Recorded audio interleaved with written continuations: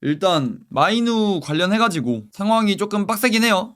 아니 최근에 제가 맨유 경기를 보면서 혈압을 재봤잖아요. 저처럼 건강 나빠진 분들 계시죠? 저도 안 되겠다 싶어서 영양제를 챙겨 먹기 시작했습니다. 이게 리포데이 올인원 맨즈팩이라는 건강기능식품인데 남성분들 영양제 하면 들어봤거나 먹고 있을 법한 오메가3, 루테인, 밀크시슬에 에너지와 스트레스에 도움되는 비타민 B군, 특히 해외 축구 팬분들에게 딱 맞춤인 게 축구 보다가 혈압 오를 때 도움되는 코엔자임 Q10과 새벽 축구 보면서 뻑뻑하고 충혈되는 눈에 도움되는 아스타잔틴이라는 성분과 요즘 또 날씨가 추워져서 면역력 조심해야 하잖아요. 면역 관리에 필수인 아연 등등 이 한 포에 무려 22개나 들어있다는 겁니다. 그리고 이게 진짜 미쳤다고 생각을 하는 게 정기 구독 시에 한 달에 59,000원, 계산해보면 하루에 1,970원 꼴이에요. 2,000원이 안 되는 가격, 커피 한 잔보다 싸게 건강을 100% 챙긴다? 안 먹을 이유가 없죠. 심지어 아르기닌 성분과 남성 활력에 좋은 블랙마카 등 옵션 상품도 단돈 10,000원대로 구매 가능하고, 게다가 제품 불만족 시 100% 무상환불 미친 보장 제도까지 있습니다. 이 제품이 한국 축구 레전드 김남일 선수도 섭취하시는 제품입니다.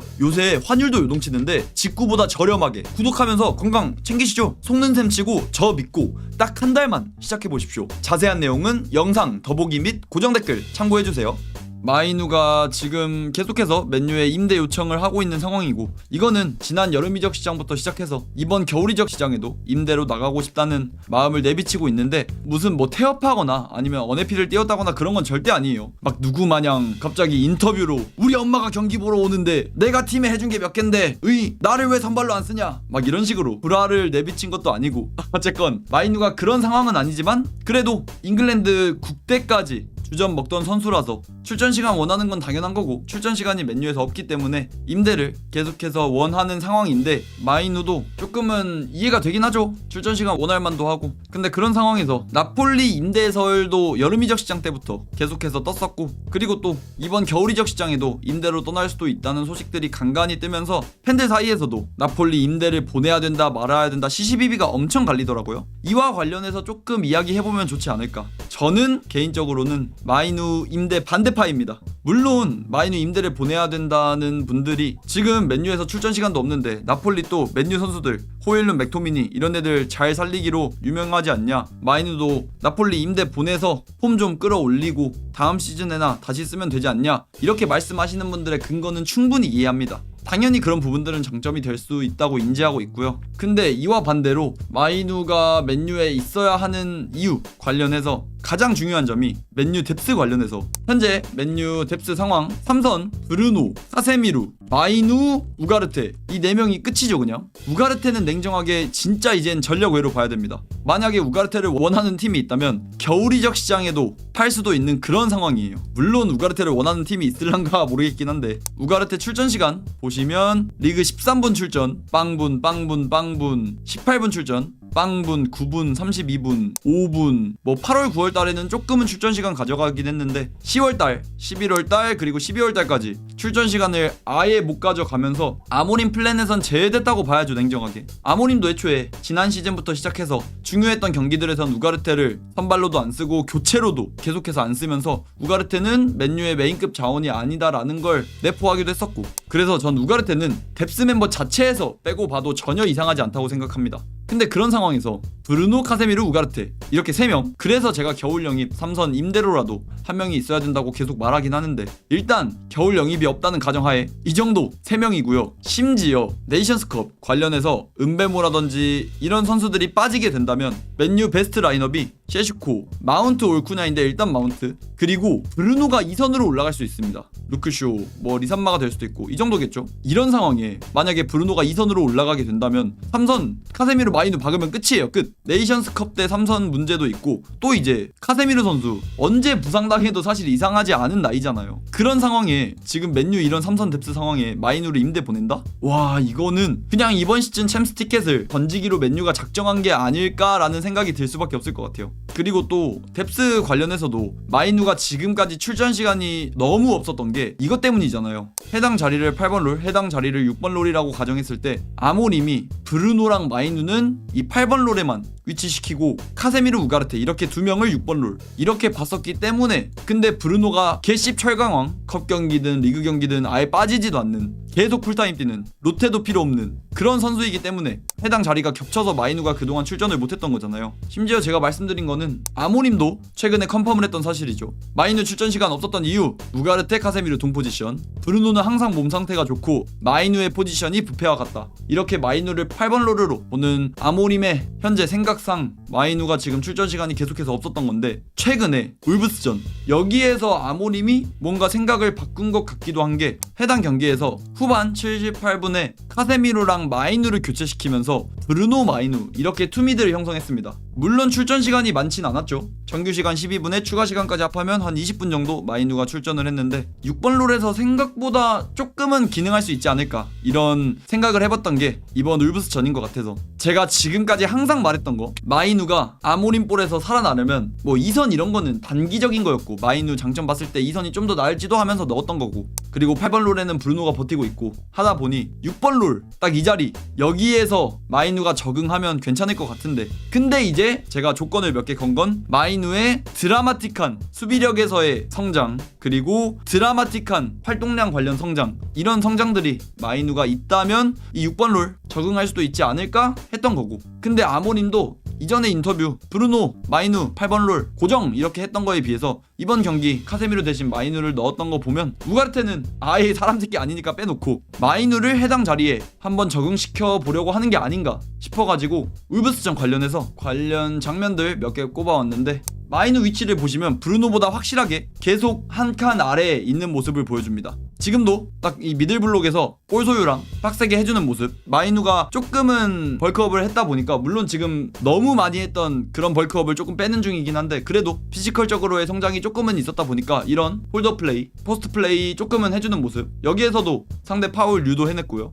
또 이제 해당 장면 주의 깊게 보셔야 되는데 맨유가 어느 정도 전진을 한 상황이고요. 후방 백스리 라인 요로가 이번엔 전진해 있고 리산마, 루크쇼가 이렇게 후방에 위치하고 브루노가 확실하게 올라가 있죠. 그에 비해서 마이누는 딱 6번 롤 완벽하게 소화하기 위해서 후방 지역으로 내려와서 빌드업하고 패스길 모색하는 모습. 근데 이번 경기에서 느꼈던 게 상대가 울버햄튼이어서 아모림이 이런 식으로 접근을 했을 수도 있는데 카세미루가 전반전에 나왔을 때도 그렇고 원래는 브루노든 카세미루든 둘 다 이제 거의 동라인 거기에서 브루노가 약간 더 앞에 이 정도로 위치를 했었거든요. 항상 브루노가 내려와주는 플레이도 많이 하고 그리고 수비할 때도 카세미루가 막 튀어나가기도 하고 브루노가 후방을 받쳐주기도 하고 이런 모습들도 되게 많이 연출됐었는데 이번 경기에서는 딱 역할을 완벽하게 지정해준 것 같더라고. 브루노 전방 너 잘하는 거 해라 이런 느낌으로 쓰고 그리고 카세미루나 마이누 둘 다 후방 빡세게 받쳐줘라 뭐 공격 가담 그런 거 필요 없으니까 브루노 똥바지로 후방 받쳐주고 수비 시퀀스에서도 브루노보다 좀 더 몇 칸 정도 뒤에서 수비하고 공격 시퀀스 시에도 너네가 볼백업 해주고 이런 식으로 역할을 카세미루랑 마이누한테 역할을 맡겼더라고요. 원래 스포르팅에서 하던 딱 그런 이상적인 플레이 스포르팅에서 아모림이 히을만을 이렇게 썼었죠. 딱 그렇게 기억상에 좋았던 그런 접근법을 아모림이 들고 나왔고 카세미루랑 마이누가 해당 역할 그래도 어느 정도 잘 수행해줬고 일단 다음 장면 또 보자면 해당 장면도 아까 이전 장면들하고 비슷하죠. 3백 라인 형성돼 있고 하프라인 정도의 백스리 라인 딱 위치해 있고 3-1 빌드업 이전 장면하고 거의 비슷하다고 보시면 되는데 루크쇼가 마이누에게 사이패스 그리고 여기서부터 공격 전개하는 그런 모습들 마이누가 6번 롤 딱 수행해주고 있다고 보시면 되고 카세미루랑 완벽하게 똑같은 롤을 울버햄튼전에 수행했다고 보시면 됩니다. 근데 상대가 울버햄튼이라 이번 경기랑은 보류로 봐야 한다고 생각해요. 저도 똑같습니다. 이번 경기 이렇게 마이누가 뛰었다고 해서 와 드디어 카세미루 백업 찾았다 우가르테 꺼져 마이누 이제 6번 롤로 쓰자 이렇게 확정적으로 보기엔 조금 힘들다고 보고 앞으로의 경기들에서 이런 장면들이 많이 나올 수 있냐를 봐야겠죠. 울버햄튼이 너무 망가져 있는 팀이다 보니까 데이터화 시키기가 조금 부족하지 않나 싶은 생각도 들고 그래도 접근법 봤을 때 아모림이 이런 것도 할 수 있다는 걸 보여줬긴 보여줬으니까 그래서 제가 찝는 것도 있습니다. 어쨌건 또 이 장면 루크쇼가 마이누에게 사이패스 찔러주는 장면 이후에 마이누 상대방 안드레의 압박이 붙었지만 빈 공간으로 딱 치고 나가는 모습 여기에서 안드레가 잡으면서 파울이 되긴 했었는데 그래도 상대 전방에 4명의 숫자가 있는데도 마이누가 이렇게 돌아서는 움직임 그리고 여기서 파울로 안 끊겼다면 그대로 빈 공간으로 쭉 들어가면서 상대 4명의 압박 선수를 무력화시킬 수 있었던 그런 괜찮았던 장면이고요. 만약에 이거 파울로 상대가 안 끊어냈으면 상대 압박 숫자 4명 바보 만들면서 바로 이제 숫자 싸움, 오히려 맨유의 공격 숫자가 더 많은 그런 상황까지 연출할 수 있었던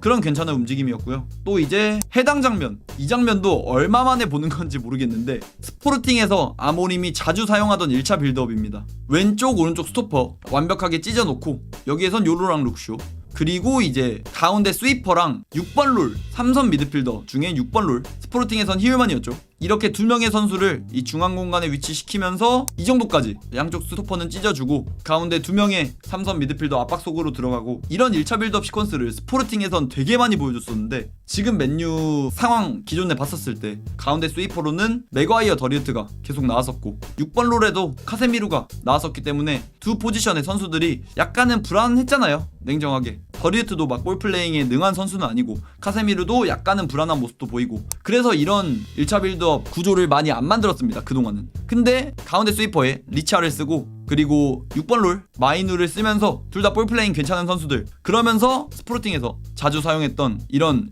1차 빌드업 조직 구조를 이번 경기에 좀 가져가려고 했던 게 아닌가. 원래 스포르팅에서는 히울만 그리고 여기 가운데 스위퍼 자리인 코아테스였습니다. 이것도 이 정도 맨유의 상황이 있을 때 원래 스포르팅에서 하던 1차 빌드업 시퀀스, 제가 아까 말씀드렸던 거 그렇게 보자면 루크쇼 그리고 마즈라이나 요로 좌우 스토퍼 양쪽으로 찢어주고 가운데 스위퍼 한 명하고 그리고 6번 롤 선수 이렇게 중앙 공간 먹어주고 좌우 윙백도 완벽하게 측면 찢어주고 이 8번 롤 선수 전방 위치에 스트라이커 좌우 2선, 이 정도의 1차 빌드업 상황에 이런 포지셔닝을 스포르팅에서도 자주 가져갔었는데 맨유에서는 계속해서 안 쓰던 그런 구조인데 이번 경기에 나왔다는 게 조금 고무적이고, 또 이제 해당 역할, 이 6번 롤 역할 카세미루 그리고 제가 지금 계속 말하는 건 마이누 관련해서 해당 역할이 가져야 되는 게 이제 볼 받았을 때 상대를 뭐 제쳐내라고 말을 안 하겠는데 그래도 최소한 본인이 패스각을 만들 수 있는 그 정도의 온더볼 능력, 드리블 능력은 지니고 있어야 되고요. 뭐 이 선수를 제치진 못해도 최소한 돌아서서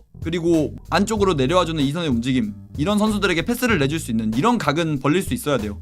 이 정도의 발밑 가지고 있어야 되고, 또 이제 볼음만 관련해서도 만약에 진짜 좀 하이리스크 하이리턴이긴 해도 상대 압박 조금 느슨하다 싶으면 한 번에 돌아서 빵 치고 나갈 수 있는, 또 발레바가 그런 거 많이 보여주긴 하는데 이렇게 빵 치고 나갈 수 있는 그런 볼음반 능력도 좀 필요하기도 하고, 근데 우가르테는 이런 능력들 전혀 가지고 있지 않죠. 그에 비해서 마이누는 뭐 침착성이라든지 온더볼 능력 꽤 가지고 있는 편이기 때문에 이런 롤 수행할 수 있어서 이번 울브스전에서도 이런 시퀀스가 나왔던 거겠죠. 그래서 아까는 뎁스 문제를 했었지만 또 이제 나폴리를 임대 보내면 안 되는 이유 중에 하나가 카세미루 백업까지 가능한 자원, 그렇기 때문에 브루노 자리에도 가능하고 카세미루 자리에도 가능하고, 뭐 이것도 가능이라 하긴 좀 애매하긴 해요 솔직히. 울브스전밖에 못 봤기 때문에. 근데 아직 겨울 이적 시장 좀 남아있고 또 네이션스컵 그때 이제 브루노가 2선으로 올라갈 경우의 수까지 봐야 되기 때문에, 그래서 앞으로 출전 시간은 지금보다는 훨씬 더 받을 거라고 생각합니다. 이번 경기에서 딱 카세미루 빼고 마이누 넣는 거 보고 거기에서 제가 좀 마이누도 충분히 기능할 수 있지 않을까 생각이 든 거고, 그리고 또 뭐 마이누가 팀 성골뉴스 어쨌건 아이덴티티를 담당하는 그런 자원 이런 거는 빼놓고 보겠습니다. 경기 외적인 건 뭐 빼고 본다고 하더라도 뎁스 상황 많이 심각하기도 하고 앞으로 충분히 나올 수 있는 자원이라 생각하기 때문에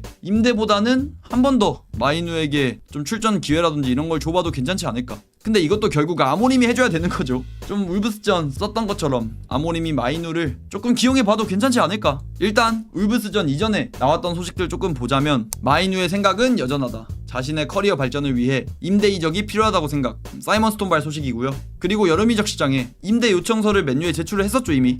근데 맨유는 해당 제안 거절했었고, 근데 마이누도 전 충분히 이 정도면 신사답게 해주고 있는 거라 생각합니다. 왜냐면 아니 잉글랜드 주전이었던 선수잖아요. 유로에서 원마밥 라인 제가 계속 미는 거 벨링엄 마이누 라이스 그 사이에서 살아남은 앤데, 그래서 마이누가 지금 이렇게 임대 요청하는 것도 전 충분히 할 수 있는 그런 요청이라 생각하고, 저도 마이누의 재능을 되게 높게 칩니다. 전 지금까지 제가 맨유 아카데미 봐왔던 선수들 중에 그린우드가 진짜 탑이고 그 다음이 마이누? 뭐 그린우드랑 또이또이하다고 볼 수도 있겠지만 딱 그냥 그 정도. 그래서 마이누를 되게 높게 보고 있어가지고 저는 뭐 임대든 뭐든 앞으로 맨유와 계속해서 함께 갔으면 좋겠어요. 맨유 성골인데 뭐 어쨌건 마이누는 이렇게 임대 요청하는 거 저는 충분히 할만하다고 보고, 그리고 임대 요청 거절되고도 계속 훈련에 정진한다고 하잖아요. 물론 경기장에서 조금 더 열심히 뛰어주면 좋겠지만 일단 훈련 열심히 하고 있다고 하고, 본인 스스로도 이 정도로 출전 시간을 못 봤는데 동기부여가 떨어질 만도 한 것 같기도 하지만 앞으로 출전 시간 계속 주면 전 다시 좀 마이누가 이전에 테나우 때처럼 괜찮은 그런 폼 찾아서 증명할 수도 있지 않을까 생각합니다. 또 이제 로리비트웰발 소식으로도 마이누 출전 시간을 좌절할 만하고 1월 임대 모색하고 있긴 한데 구단에서 보내줄지는 미지수긴 하고, 그리고 뭐 과거에 계속해서 나폴리 관련해서 소식 떴던 그런 이야기, 나폴리 임대설은 여름 이적 시장 때부터 계속해서 떴던 소식이기 때문에, 그리고 나폴리가 맨유 선수들 되게 괜찮게 생각하기 때문에 나폴리는 그래서 겨울 이적 시장에도 마이누의 임대를 노릴 거고, 근데 맨유가 받아줄지 미지수라는 거. 어차피 나폴리도 지금 좀 재정적인 이슈가 있어가지고 돈을 못 써요. 그러면 임대료도 시원찮게 줄 거고 주급 보조도 맨유가 해줘야 될 텐데, 물론 마이누 주급이 싸긴 해서 주급 보조는 안 해줄 수도 있겠다만 임대료를 받기가 빡세잖아요. 그런 상황에 과연 대의를 위해서, 맨유의 추후 미래와 마이누를 위해서 과연 임대를 보내줄 것인지, 아니면 이번 시즌 맨유 되게 중요하잖아요. 아모림에게도 중요하고, 이런 맨유의 뭐 어떻게 보면 이기심? 이런 걸로 맨유를 위해서, 맨유라는 팀을 위해서, 단기적인 성과를 위해서 마이누를 붙들고 있을지는 봐야 되는 문제죠. 이제 이적 시장이 약 3주 정도 남았는데 그때까지의 마이누 출전 시간이 되게 중요하지 않을까. 근데 저는 그때까지 보면 마이누 좀 더 출전할 수 있을 거라 생각합니다. 네이션스컵도 겨울 이적 시장에 겹쳐있고 그렇기 때문에 마이누가 선발로는 이적 시장 끝나기 전으로 보자면 한 2달 정도 동안 4경기 정도는 마이누가 선발로 뛰지 않을까 생각해봅니다. 거기에서 이제 마이누의 폼 이런 것들을 봐야겠죠. 그리고 마이누의 쓰임새 이런 것들. 그래서 제가 계속해서 하고 싶은 말은, 마이누 임대 관련해가지고 임대의 긍정적인 부분들, 마이누 어쨌건 포텐 높고 하니까 임대 보내서 살려보자. 아모림으로 계속 간다면 판매를 하든 뭘 하든, 아니면 아모림으로 안 간다면 앞으로 쓰든 뭐든 어쨌건 폼 올리는 게 중요하니까 마이누 임대 보내서 좀 앞으로의 미래를 도모해보자, 이런 근거들은 충분히 이해하지만 맨유의 단기적인 그런 상황 봤을 때 마이누가 빠지면 좀 큰일 나는 좀 사고인 상황이라, 그래서 마이누 임대는 안 보내는 편이 이 맨유를 위해서 좋지 않을까. 저는 마이누 팬이기 이전에 맨유 팬이니까 마이누 마킹도 있고 진짜 제가 되게 애정하는 선수인데, 그래도 그 전에 맨유 팬이다 보니 마이누를 남기는 편이 좋지 않을까 저는 조심스럽게 생각해봅니다. All day and all night we'd stay up, it felt so right. We were so young, we were so dumb.